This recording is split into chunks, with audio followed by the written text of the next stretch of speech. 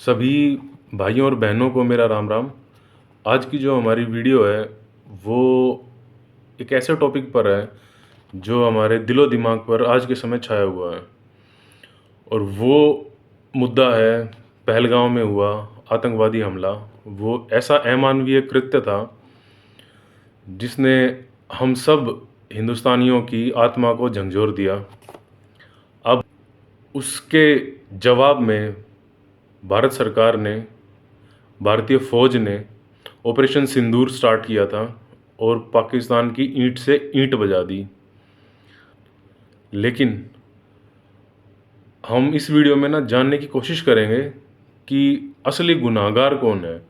वो 4-5 लोग जिन्होंने बंदूक से फायर किया और उन बेगुनाहों की हत्या की, या वो राज्य, वो स्टेट पाकिस्तान, या सिर्फ उसकी आर्मी, या सिर्फ उसकी आईएसआई, या चीन, या कोई और, या सिर्फ आतंकवादी। असल में जब किसी पर हमला होता है, जैसे गोली चली, तो दो एंगल होते हैं। एक वो जिसने गोली चलाई, वो उंगलियां जो ट्रिगर पर थी जिनसे गोली चली, और एक वो जिसने आदेश दिया कि ये ट्रिगर अब ये जानने के लिए हमें एक कंसेप्ट समझना पड़ेगा, और वो कॉन्सेप्ट ऐसा है जो बहुत गहरा है, और उसकी जड़ें आज तक हुए जितने भी युद्ध, महायुद्ध, विश्व युद्ध, नरसंहार, आतंकवाद, नक्सलवाद, और तो और पूंजीवाद, समाजवाद और साम्यवाद, ये सब उसी की वजह से उभरे हैं। संसार में जितनी भी समस्याएं हैं, जो टसल्स हैं, जो दुविधाएं हैं, प्रॉब्लम्स हैं, जो तार फंसे हुए हैं, वो सब के सब इसी टॉपिक की वजह से हैं, जो हम अभी ढूंढेंगे तो क्या मतलब, जो हम डिस्कस करने वाले हैं अभी। तो भाई और बहनों, क्या गैस करना चाहोगे? चलिए एक हिंट देता हूँ। ना वो प्यार है, ना वो नफ़रत है, ना वो दुश्मनी है। अगर मैं स्ट्रेट फॉरवर्ड आऊँ इसके जवाब पे, तो वो मुद्दा है धन, पैसा, वित्त, फाइनेंस। और जस्टिफाई कैसे करूँगा कि यही मुद्दा है असली? ब्रिटिश आए, यानी अंग्रेज़ आए, मुग़ल आए, अफ़गान आए, ग्रीक आए, सभी ने भारत पर हमला किया। क्यों किया? धन। भारत क्या था? सोने की चिड़िया। अब वित्त जो है ना, वो अधिकतर समस्याओं की जो जड़ है ना, वो वित्त से होकर निकलती है। अगर हमने वित्त समझ लिया, यानी फाइनेंसिस को समझा, तो हम बहुत सारी समस्याओं का समाधान कर सकते हैं। आपको बुद्धि चाहिए वित्त के लिए। और एक ख़ास बात, आपके मन की कितनी भी इच्छाएं, वासनाएं, कामनाएं हों, वो एक बार शांत हो जाती हैं किसी वस्तु या व्यक्ति को प्राप्त करने के बाद, यानी उसको भोगने के बाद। वो आपकी इच्छाएं कुछ देर के लिए शांत हो जाती हैं, समाप्त हो जाती हैं। परंतु धन यानी फाइनेंस एकमात्र ऐसी इच्छा है जो जितनी मिले उतनी कम है। अब धन की इच्छा तो पूर्ति जिसे कहते हैं ना, सेटिस्फेक्शन हो गया भाई। तो एक कहावत है, अब कछु नाथ न चाही मोहे। तो वो जब आपको परमेश्वर प्राप्त हो जाएगा ना, परमात्मा प्राप्त हो जाएगा, या वो उस लेवल का ज्ञान प्राप्त हो जाएगा, वो स्पिरिचुअलिटी आ जाएगी, केवल तभी आप वित्त के इस जाल से बाहर निकल पाते हैं। अन्यथा धन जितना मिले उतना कम है। अगर धन पर्याप्त होता, पर्याप्तता का पता चलता, तो जो बड़े बड़े बिजनेसमैन हैं वो बहुत पहले रुक गए होते, वो इतने बड़े नहीं बनते। या तो आप बड़े कब बनते हो? जब आपको पता नहीं हो कि आपको रुकना कब है। या फिर जो धन है वो आपके लिए एक बाय प्रोडक्ट है। आपको जीवन में कुछ अचीव करना है जिसका बाय प्रोडक्ट अगर धन है, तो आप नहीं रुकेंगे और आप मोटिवेटेड रहेंगे, हमेशा पॉजिटिव रहेंगे। मनी आपको कभी अफेक्ट नहीं करेगा। अब धन तो है ही, और साथ में पावर। और मनी और पावर का जो कॉम्बिनेशन है ना, ये बहुत डेडली ये कॉम्बिनेशन है और ये इतना लीथल है कि मृत्यु निश्चित है। जिसके दिमाग पर धन और यानी मनी एंड पावर दोनों चढ़ जाते हैं, ही और she is bound to be finished. अब मनी वाला अगर पावर पकड़े तो क्या होता है, जैसे यूएसए में कैपिटलिस्ट स्टेट है, उसने पावर पकड़ ली।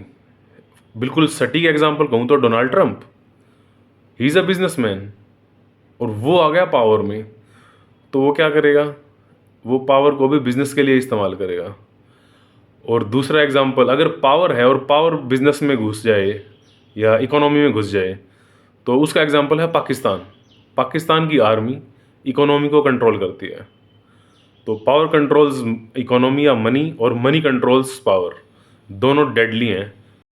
और जब ऐसा होता है तो जो इनके एक्शंस होते हैं ना, वो इरिस्पॉन्सिबल, इनह्यूमन, इलॉजिकल और इरेशनल होते हैं। और कुछ समय के बाद ये लॉ ऑफ नेचर है कि उनको इर्रेलेवेंट भी होना पड़ेगा।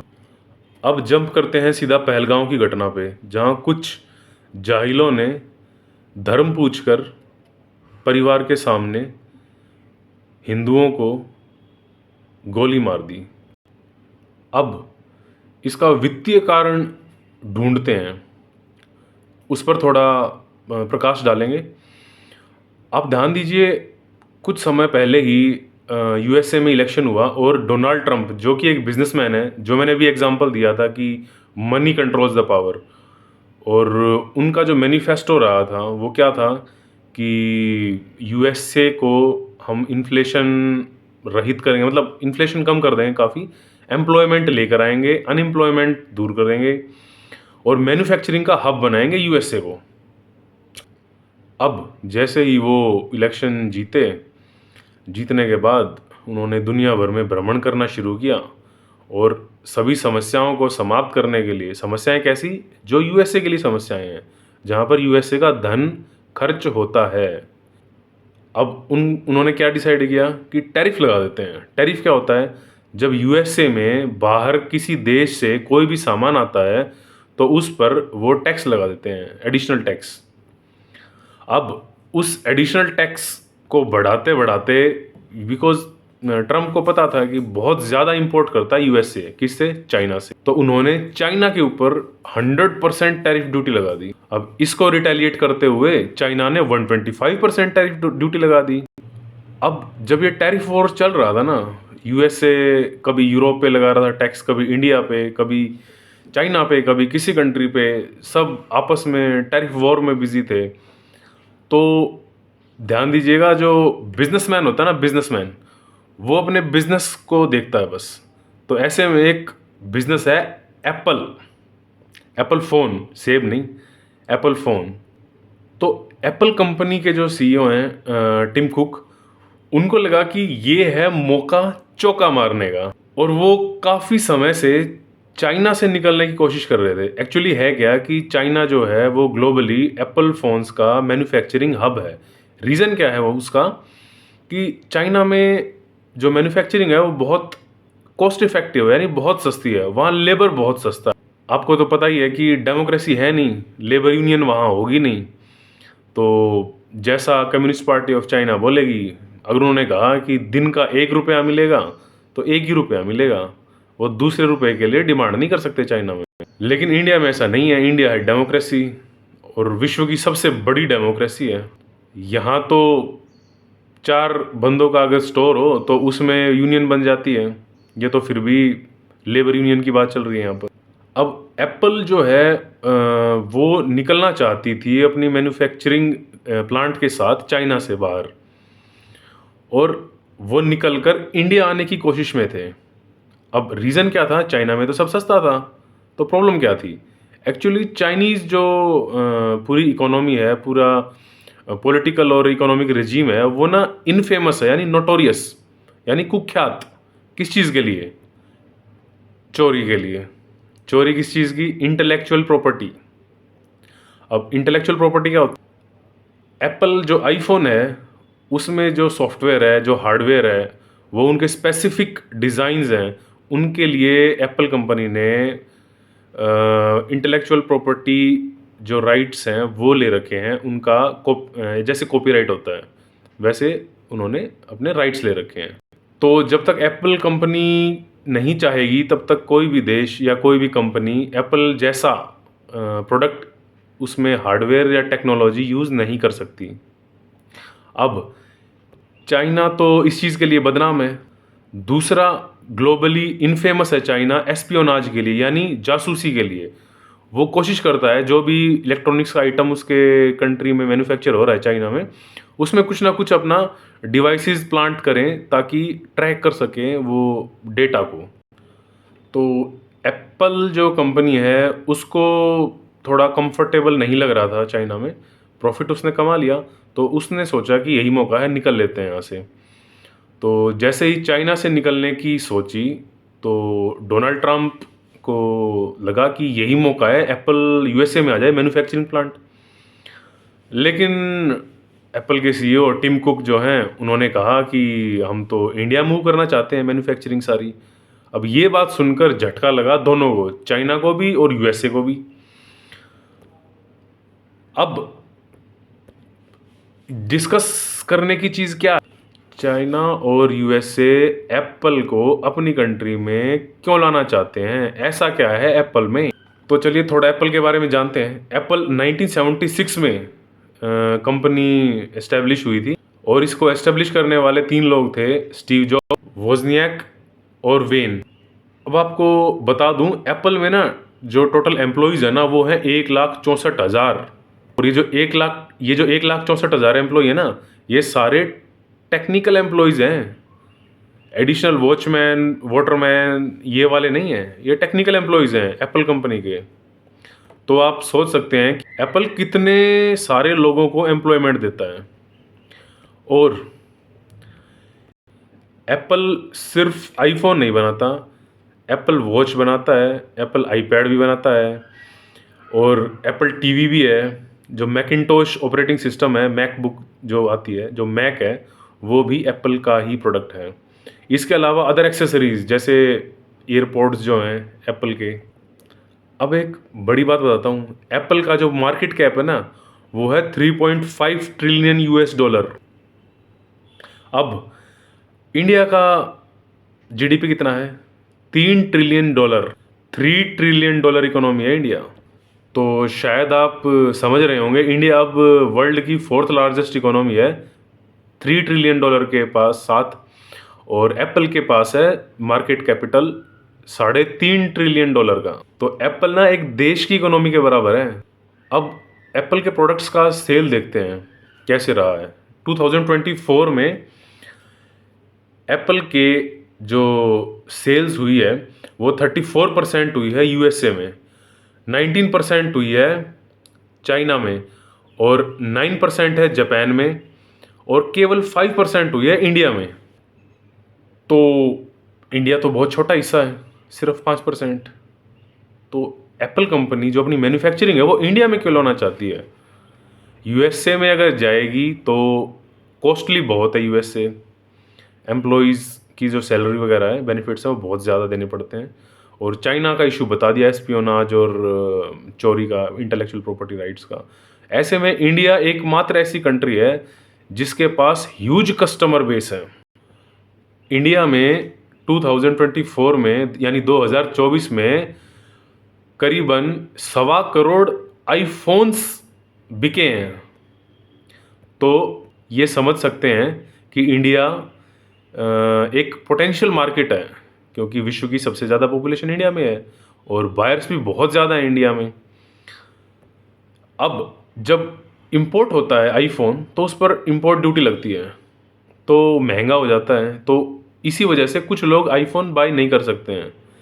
अब एप्पल को ये बात पता है क्योंकि रिसर्च टीम है उस कंपनी के पास बहुत बड़ी। तो उनकी जो सेल्स एंड मार्केटिंग टीम है उसने जब पता किया कि इंडिया में एप्पल्स की जो सेल है वो एक्सपोनेंशियली बढ़ाई जा सकती है सिर्फ और सिर्फ अगर उसका प्राइस थोड़ा कम हो जाए। तो प्राइस कैसे कम होगा, जब मैन्युफैक्चरिंग ही इंडिया में स्टार्ट हो जाएगी तब होगा। और जो एप्पल कंपनी है ना, वो अपने 4-5 प्रोडक्ट हैं, उसके साथ उसकी सर्विसेज हैं।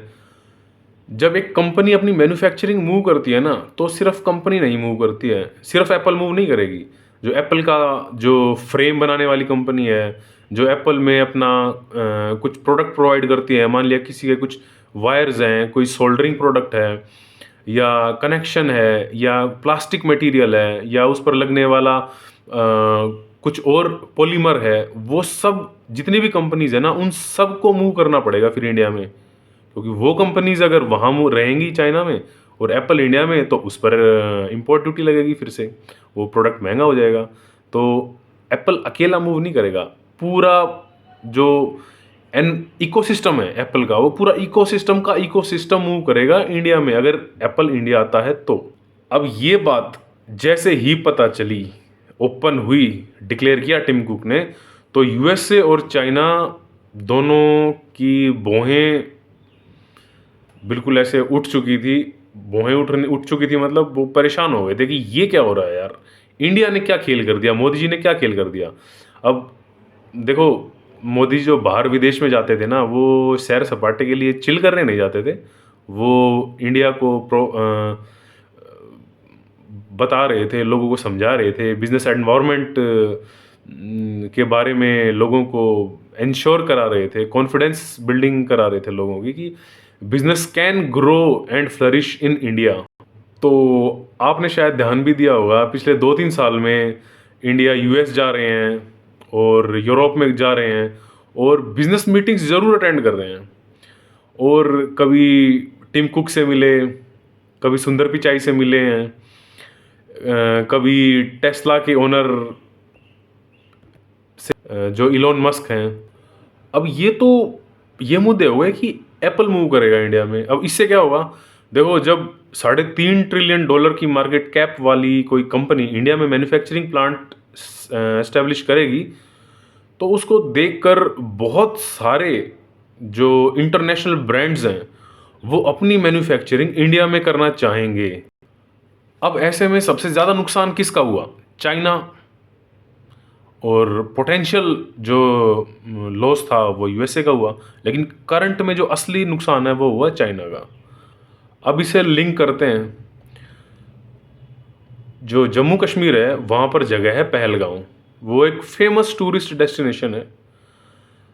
आप जानते हैं, अगर कोई भी टेररिस्ट एक्ट होती है, तो जो कंट्री है या जो एरिया है वो डिस्टर्ब्ड माना जाता है, और डिस्टर्ब्ड एरियाज़ है ना, वो बिज़नेस के लिए कभी भी अच्छे नहीं माने गए हैं। यानी जहाँ लॉ एंड ऑर्डर का इशू रहेगा, वो एरिया कभी अच्छा नहीं रहेगा बिज़नेस के लिए। तो कोई भी बिज़नेस ऐसी कंट्री में, ऐसी स्टेट में या ऐसे एरिया में बिज़नेस नहीं करना चाहिए जहाँ लॉ एंड ऑर्डर या सिक्योरिटी इश्यूज़ रेगुलरली क्रिएट होते हैं।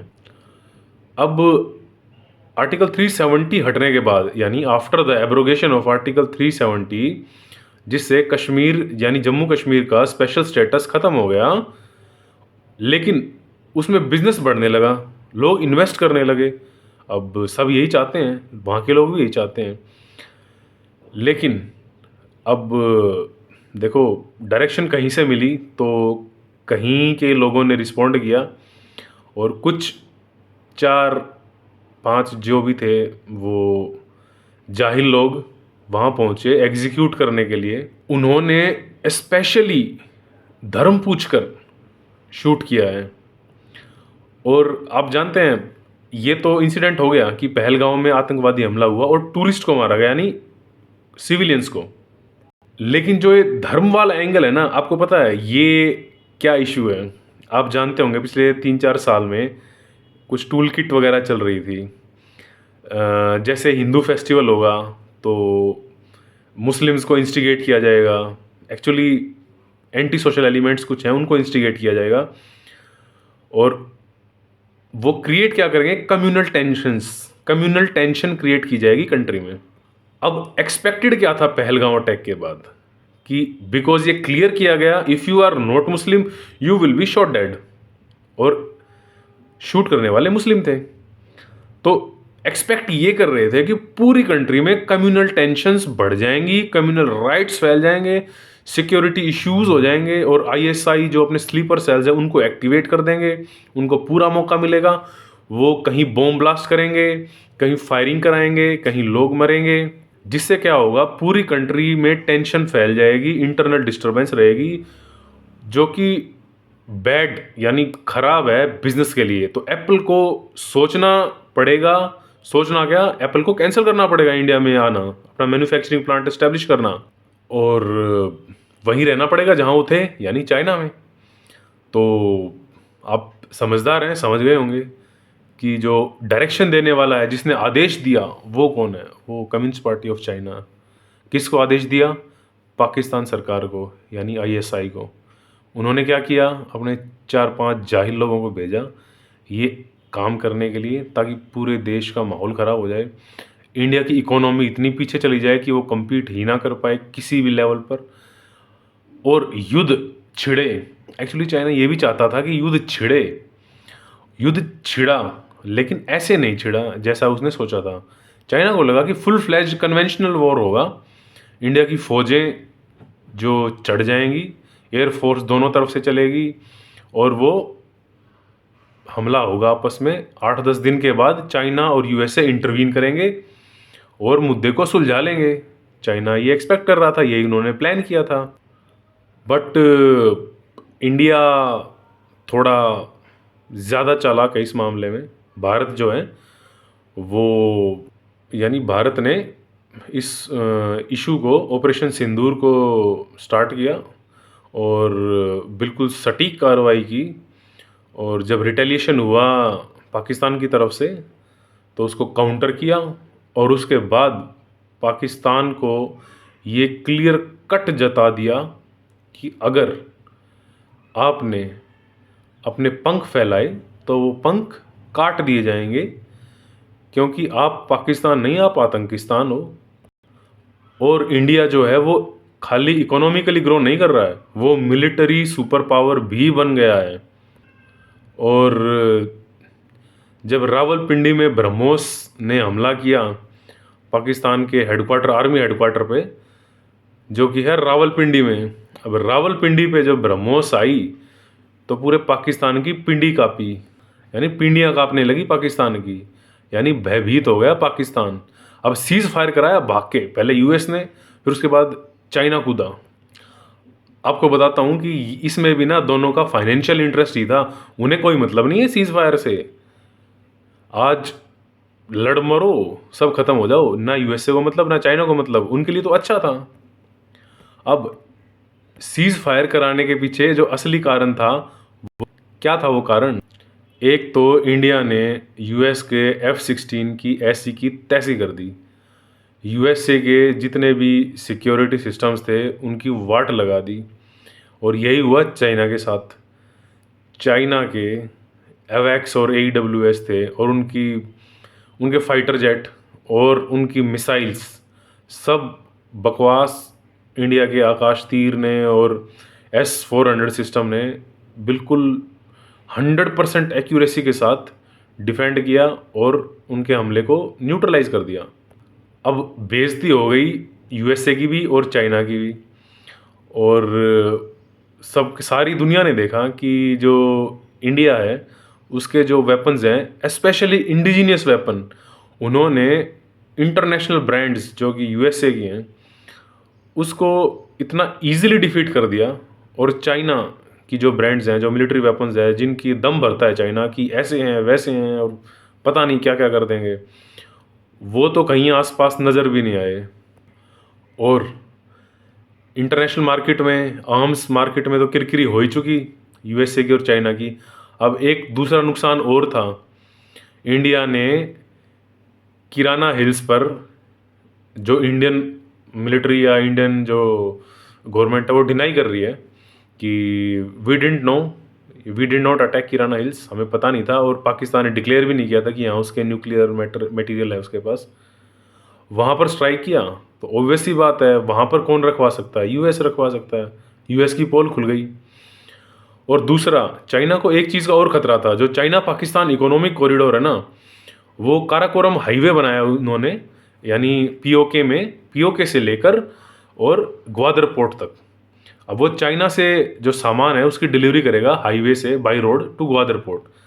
अब चाइना को ये भी पता था अगर ये युद्ध लंबा चला तो इंडिया यानी भारत विल श्योरली बॉम्ब यानी शेलिंग होगी काराकोरम हाईवे पे, पूरा सीपीईसी तहस नहस कर दिया जाएगा।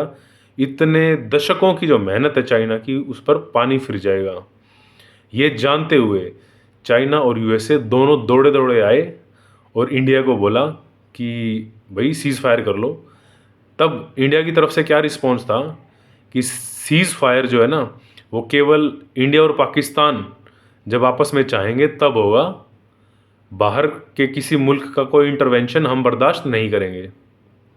अब आप समझ गए ना कि इकोनॉमी जो है ना वो यहाँ भी खेल रही है। सब चाहते थे कि एप्पल हमारे पास आ जाए, एप्पल के साथ जो एंसिलरी कंपनीज होंगी वो भी आएंगी, तब ये 3.5 ट्रिलियन की मूवमेंट नहीं होगी ऑब्वियसली, पर ये 1 से 2 ट्रिलियन का बूस्ट होगा। 4 से 5 साल लगते हैं एप्पल को पूरी तरह मूव करने में यहाँ एटलीस्ट, बट वो इतना बड़ा बूस्ट होता कि सिर्फ एप्पल नहीं आता, बहुत सारी कंपनियाँ आती फिर। और इंडिया जो है ना, जो भारत है हमारा, वो एक इंटरनेशनल मैन्युफैक्चरिंग हब बनने की तैयारी थी। इंडिया में सिर्फ मैन्युफैक्चरिंग ही कम है, सर्विस सेक्टर बहुत ज़ोरदार है, बहुत ज़बरदस्त है। दुनिया में कोई भी कंट्री सर्विस सेक्टर में इंडिया से कम्पीट नहीं कर सकती है। सिर्फ मैन्युफैक्चरिंग सेक्टर में इंडिया थोड़ा पीछे है, और वो अब दूर हो जाता। तो अब कैसे भाई, ऐसा क्या है इंडिया में, आप समझ गए ना। दो कारण तो वो थे जो बता दिए थे। अब एक बात और थी, मोदी जी ना बहुत ज़्यादा एग्रेसिव है मैन्युफैक्चरिंग को अपनी कंट्री में लाने के लिए। वो जो आपको ध्यान है गिफ्ट सिटी बन रहा है, स्पेशल इकोनॉमिक जोन्स हैं, और बिजनेस को बिल्कुल इतना मोटिवेट किया जा रहा है कंट्री में। तो बिज़नेस एनवायरनमेंट बनाने की कोशिश है पूरी तरह, और ये सफल भी हुई है इंडिया। हम सफल हुए हैं इस चीज़ में, और फॉर श्योर हमने सभी मंसूबों पर पानी फेर दिया है, चाइना और पाकिस्तान दोनों के। अब वो तमाशा देखेंगे, और एप्पल ने डिनाई नहीं किया है, एप्पल ने फिर रीटरेट किया है कि we are still moving to India. तो जय हिंद। इंडिया सुपर पावर बनेगा, economic super power, military super power. जय हिंद।